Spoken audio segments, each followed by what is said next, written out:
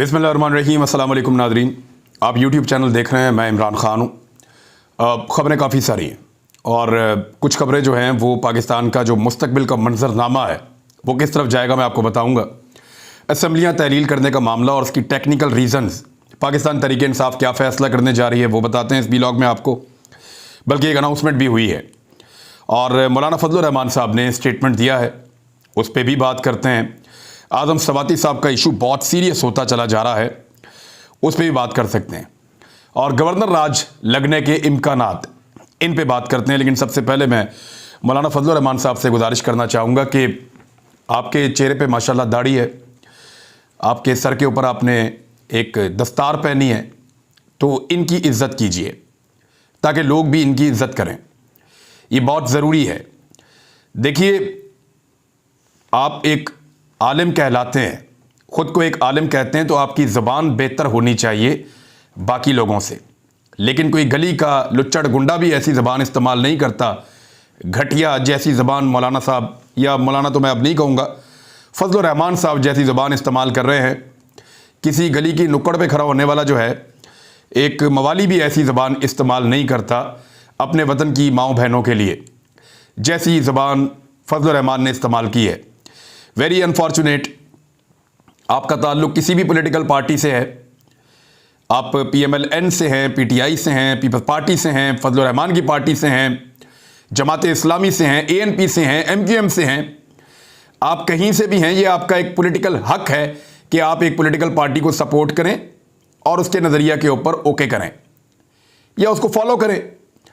लेकिन ये हक किसी को नहीं पहुंचता कि वो दूसरी पॉलिटिकल पार्टी की ख़वातीन के बारे में नाज़ेबा और गंदे अल्फाज अलकाबात इस्तेमाल करे, क्योंकि किसी भी पार्टी से ताल्लुक़ रखने से पहले वो खातून पाकिस्तानी है और बड़ी बात यह है कि वो मुसलमान हैं। मौलाना फजलुर रहमान ने जो घटिया और गंदी ज़बान इस्तेमाल की है, मैं यहाँ पे वो बातें दोहरा नहीं सकता, क्योंकि मुझे ये पता है कि इस वीलॉग को बहुत सारे लोग सुनेंगे। तो मैं क्या बताऊँ कि फजलुर रहमान ने क्या कहा है। बड़ी गंदी और घटिया बात की है ख़वातीन के बारे में। वो इससे पहले भी ऐसा करते रहे हैं।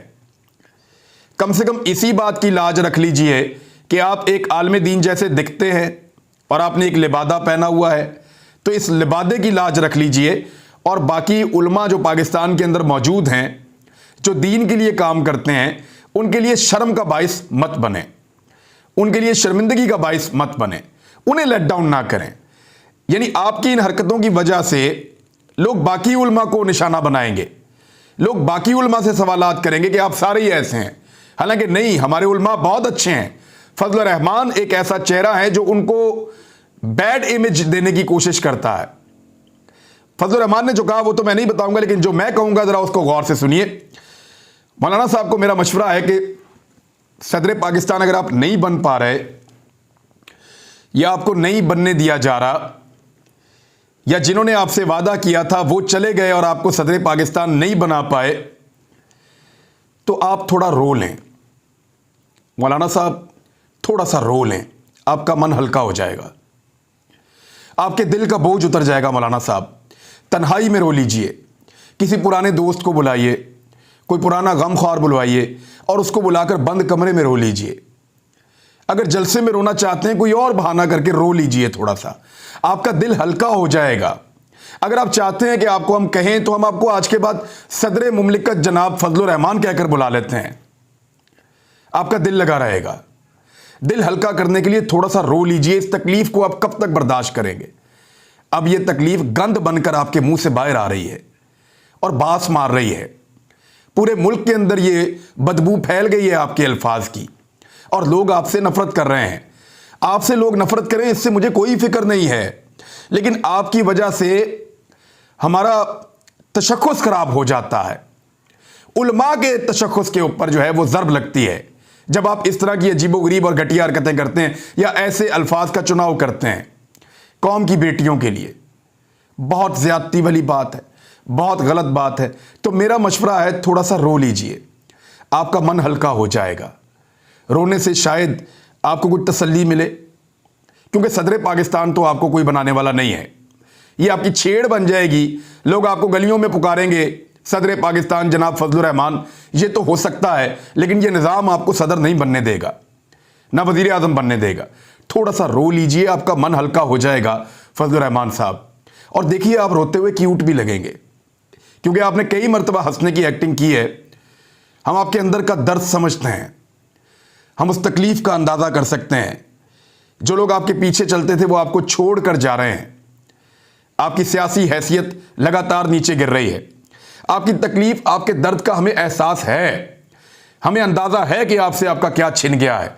थोड़ा रो लीजिए, क्योंकि हंसने की एक्टिंग करते करते तो आप कभी हमें क्यूट नहीं लगे, लेकिन अगर आप रो लेंगे तो शायद आप क्यूट लगेंगे। हो सकता है 4 लोग आपको ज़्यादा वोट डाल दें। तो वतन की बहन भाइयों और माँओं बहनों को गालियाँ देने से बेहतर है कि आप अपना मन हल्का कर लें। ये मुझे फजलुर रहमान साहब को कहना था, इससे बेहतर मशवरा मैं नहीं दे सकता उन्हें। दूसरी जानिब आज़म सवाती साहब के बेटे ने इमरान खान साहब को फ़ोन किया और उनका बेटा रो रहा था, और उसने इमरान खान साहब को ये कहा कि मेरे वालिद को अब कत्ल कर दिया जाएगा, हमारे पास ये इन्फॉर्मेशन मौजूद है। अब ये इन्फॉर्मेशन डराने के लिए कौन पहुंचा रहा है और क्या वाकई ऐसा खतरा है, ये तो वकला ने भी कहा। बहुत सारे लोग कह रहे हैं, देखें हार्ट अटैक तो किसी को भी आ जाता है। मकसूद चपड़ासी को हार्ट अटैक आ गया था, कहाँ पे? दुबई में। मुझे बाकायदा मेरे दोस्त जो मुख्तलिफ इदारों के अंदर बैठे हैं, उन्होंने बताया कि ये चीज़ें इनसे बचना है, वरना अचानक हार्ट अटैक आ जाएगा। यहाँ केमिकल्स मौजूद हैं, चीज़ें मौजूद हैं जो आपके जिस्म में दाखिल कर दी जाती हैं बड़े आराम से, और फिर आपको अचानक हार्ट अटैक आता है, आप फारिग हो जाते हैं। तो ये खतरात मौजूद हैं आज़म सवाती साहब के लिए भी। तो उनके बेटे ने बताया कि उनके वालिद को कत्ल कर दिया जाएगा। देखिए, जो ताकतवर लोग हैं ना, वो अपनी ताकत साबित करने से बाज नहीं आ रहे। लगभग 3 दर्जन मुकदमात हो गए हैं आज़म सवाती पर, और इंसानी हुकूक का जो सबसे बड़ा चैंपियन है इस मुल्क में, बिलावल जरदारी, उसके सूबे के अंदर सबसे ज़्यादा मुकदमात हुए हैं।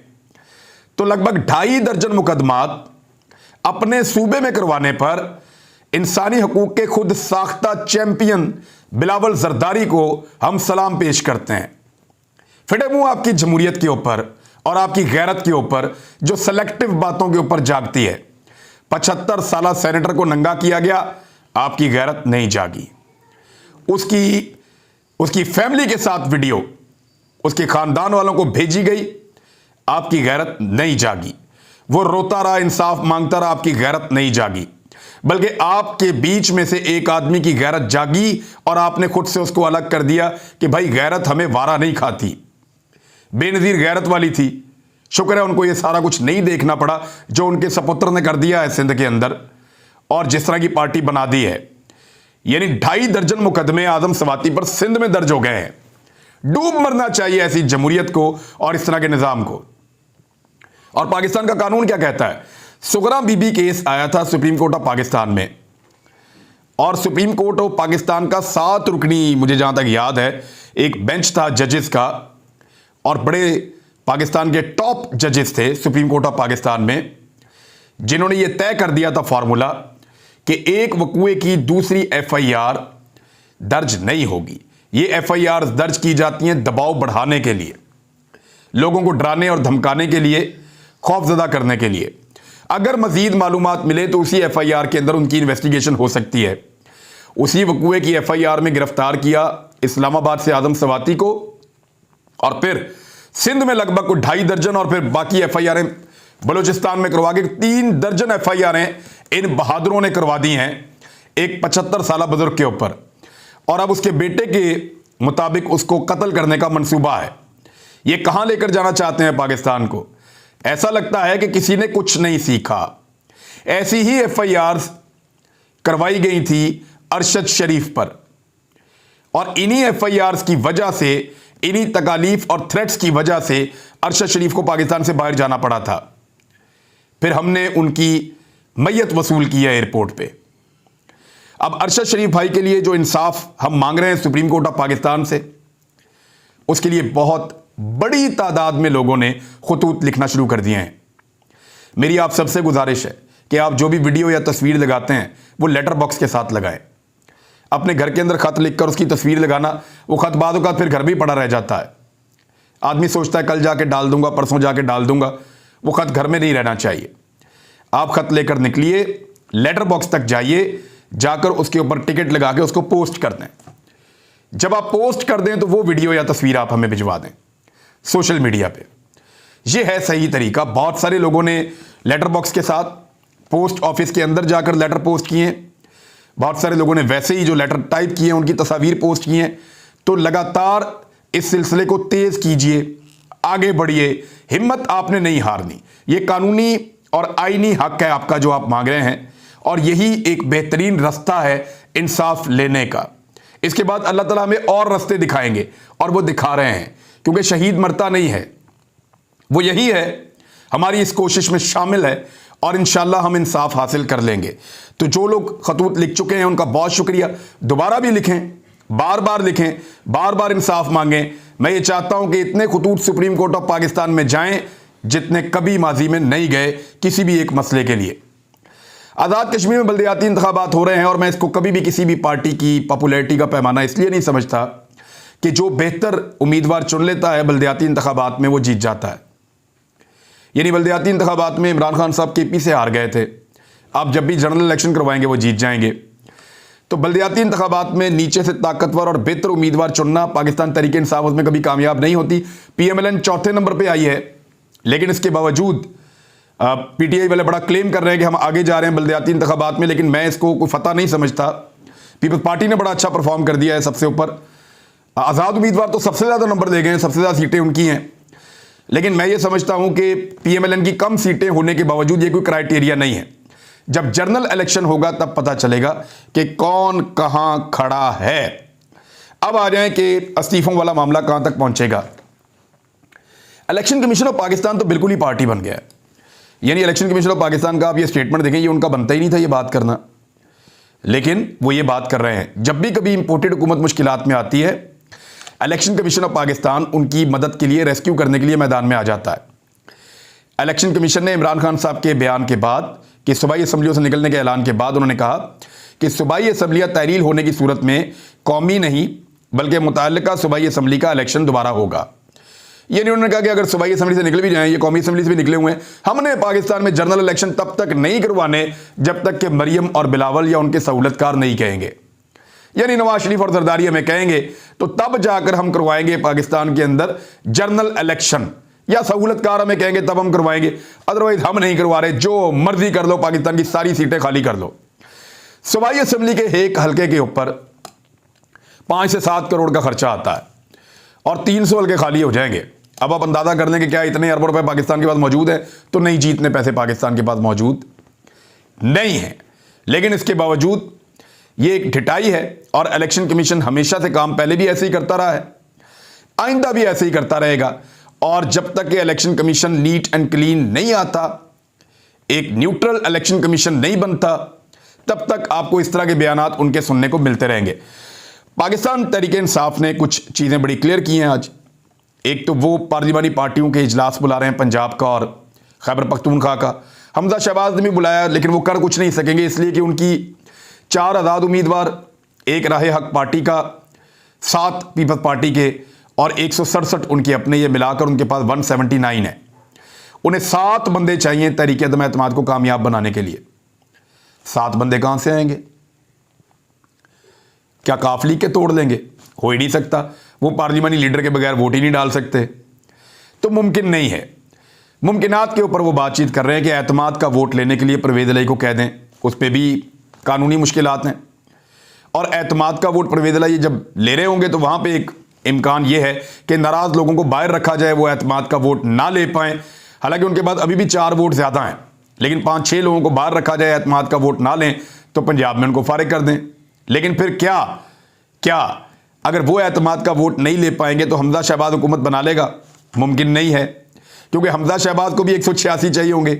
तो ये सिर्फ पेचा पड़ेगा और कुछ नहीं होगा। परवेज़ इलाही ने कहा है कि गवर्नर राज जब असेंबली का सेशन चल रहा हो तो तब वो लग नहीं सकता। देखिए, 4 महीने से पंजाब असेंबली का सेशन चल रहा है और ये लोग कहते हैं कि इमरान खान को सियासत नहीं आती। तहरीक अदम एतमाद उसने जमा ही नहीं करवानी दी अभी तक। गवर्नर राज लगा नहीं सकते, असेंबली का सेशन चल रहा है परवेज़ इलाही के बकौल। तो बहुत सारी चीज़ों में उन्होंने बांध लिया है इमरान खान ने। अब जुमेरात और जुम्मे को हफ्ते को इन दिनों में पार्लिमानी पार्टियों के इजलास होंगे, खैबर पख्तूनख्वा का भी और पंजाब का भी। और ये इजलास गालिबन लाहौर में ही होंगे। हो सकता है केपी के लिए इमरान खान सब ऑनलाइन बात करें या सबको इधर इकट्ठा करें, क्योंकि वहाँ पे इतना प्रॉब्लम नहीं है। लेकिन फिर असेंबलियाँ तहलील करने का अगर हतमी फैसला होगा तो नेक्स्ट वीक के अंदर ये मामला जा सकता है। अब दूसरी जानिब जो हुकूमत वक्त है इस वक्त पीडीएम की जमातें, वो भी ये सोच रहे हैं कि करें क्या। मौलाना फजलुर रहमान को ये गुस्सा बिला वजह नहीं आया।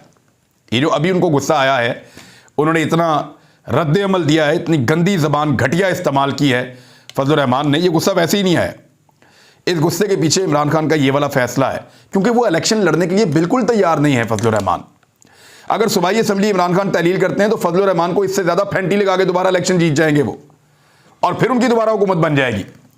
तो ये मुश्किलात फजलुर रहमान की कैसे कम होंगी, ये एक बड़ा सवाल है। फ़र्ज़ करें इमरान खान इस वक्त दोनों सूबाई असेंबलियाँ तहलील कर देते हैं और इलेक्शन कमीशन पंजाब में इलेक्शन करवा देता है और खैबर पख्तूनख्वा में इलेक्शन करवा देता है, 2 सूबों में। तो इमरान खान तो 2/3 अक्सरियत से आ जाएगा दोनों सूबों में। और फिर जब जनरल इलेक्शन होंगे कौमी असेंबली के, तो दोनों सूबों में इमरान खान की हुकूमत होगी। इसके बारे में भी सोच रहे हैं, बताऊंगा इसके बारे में बाद में। अब तक के लिए इतने, अपना ख्याल रखिएगा। अल्लाह हाफ़िज़।